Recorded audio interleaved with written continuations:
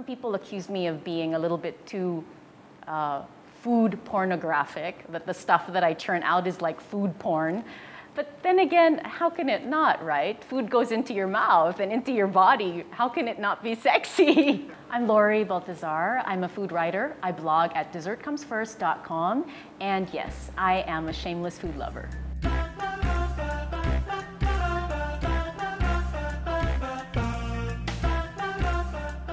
Writing about food comes very naturally to me. I think it would for anybody who likes to eat. When I'm writing food articles, my main intention is for the reader to understand what exactly it is that I'm eating. I want them to know and to feel like they're there beside me or that they're there sharing the meal with me. I'm trying to encapsulate that whole eating experience, that whole sensual experience from the seeing of the food to the actual eating it and how you feel afterwards. Dessert Comes First came about, that particular name, because for me, there is no greater course, no better food on earth than dessert. And for me, dessert really comes first. I have a list of some top favorites of mine right now. One is Gigi Gerland's Custaroons. She describes them as a cross between leche flan and a macaroon. I like Empire macaroons of George Rocha. The mark of a good macaroon is something that's crunchy on the outside, and then when you hit the filling, it's a little bit chewy, and they're not too sweet as well. If I can't make my own cheesecake, then I run to Kitchen's Best. They have this very tremendous cheesecake called the white chocolate macadamia cheesecake. It's a New York-based style cheesecake that's very thick. It has a thin crust, but on the top is a macadamia brittle. So when you bite into the cheesecake, you have this crunch, and then it's very soft, and then you hit the crust. It's an incredible combination all in all. Who can forget cupcakes? I especially like Patty Grandage's cupcakes. She makes all the different kinds of cupcakes that I would want, including red velvet and vanilla. And lastly, how can I have dessert if I don't have coffee?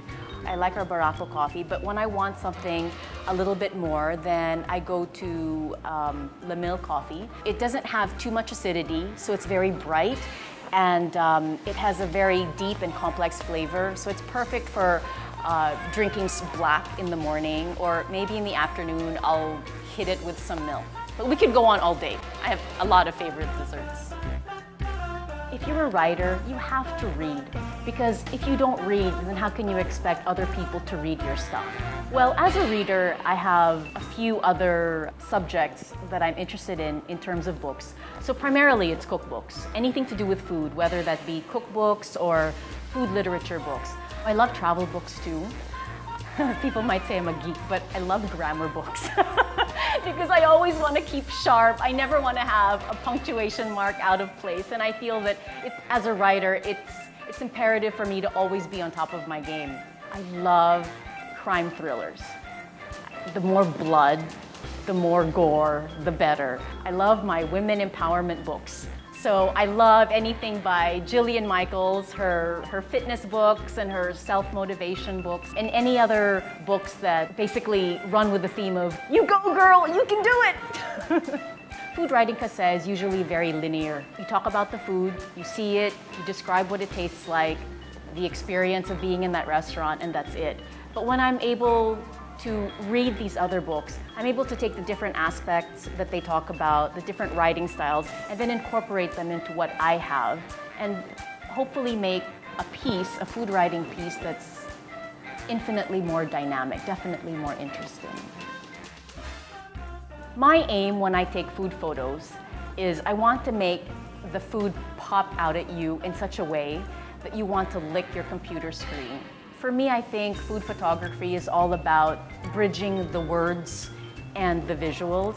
It's about reading what the food is, what it tastes like, but then here you have this picture that bolsters the words. So the two work together in really encapsulating the whole eating experience. And I think for me, that is a dynamic, irresistible combination.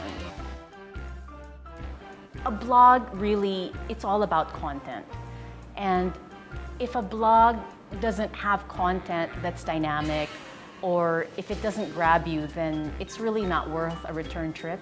Blogs that are worth revisiting are those who obviously have someone home, meaning they're updated regularly, they're written intelligently, and also I think, well, good pictures for one, because it's always nice to look at pretty pictures, and the internet is such a dynamic medium where attention spans just go away in a snap of a finger. A blog worth revisiting just ties up all those elements. Interesting content, good pictures, and updated regularly.